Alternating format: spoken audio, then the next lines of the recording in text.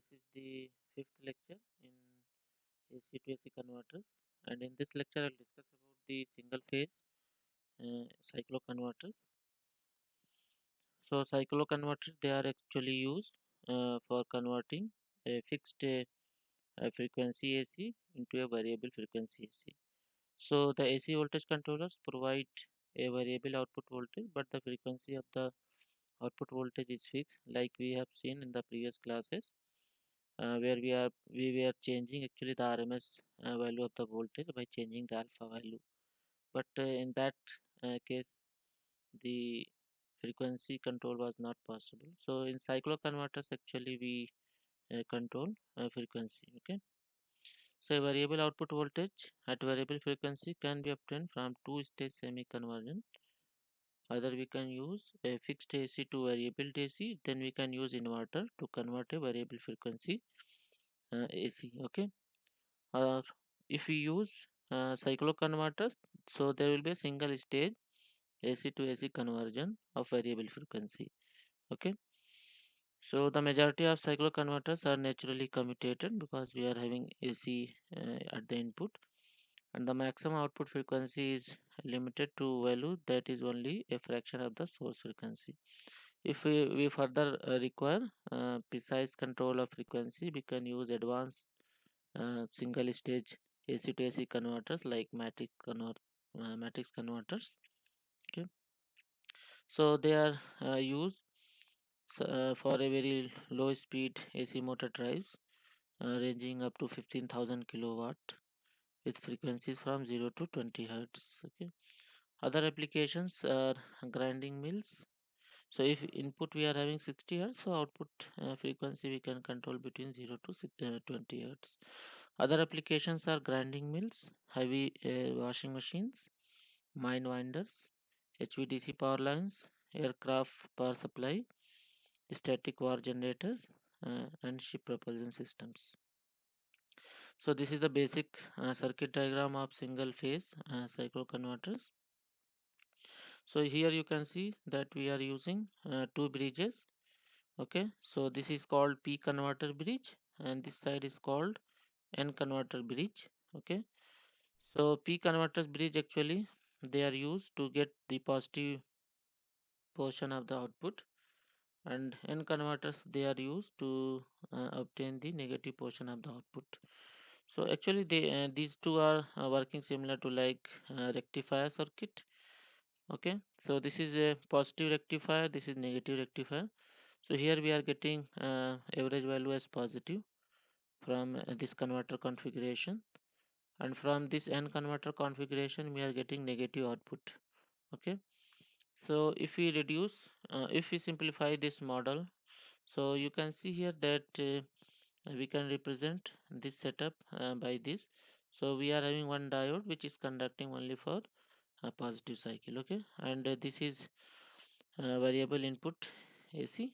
Okay, so similarly for negative we can have diode connected like this, and we are having variable AC something like that. Okay, so this portion this bridge converter is used to convert the positive cycles. Okay, this is used for obtaining the negative cycles in the output. So output voltage from this converter configuration will be VO1 with positive here, negative here, and output from this converter configuration will be VO2 with minus here and plus here. Okay, so you can see that the same input is applied to this bridge and also to this bridge. So whenever we want to have positive cycles of the output, we can use this bridge, and whenever we want the negative cycle of the output, we have to use this N converter configuration. Okay, so here you can see that to T1 and T2 the cycles applied will be something like this, and similarly to T3 and T4 the cycles applied will be something like this. So for P converter is turned on for T0/2 time period, that is half of the time period. Then this configuration is remain turned on for next half time period. So here you can see that this thyristor T1 T2 triggered for this cycle, and we are obtaining from alpha to pi the output.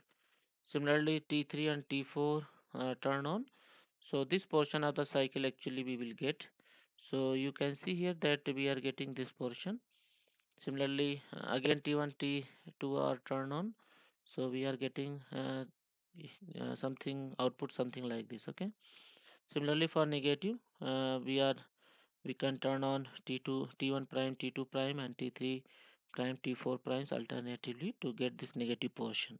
Okay, so by changing this alpha p value we can actually control the RMS value. Okay, and also by controlling this number of cycles that is appearing at the output, we can actually control the output frequency. Okay, so here you can see the time period becomes 6 pi. That means input frequency divided by 3. Okay, if 60 hertz is the input frequency, so output frequency will become 20 hertz. So by changing actually this T naught by 2 time period, we can control the output frequency. So this VDC2 actually equal to minus VDC1, as you can see from here. So there is a problem. We are having input voltage that is 120 volt RMS at 60 hertz.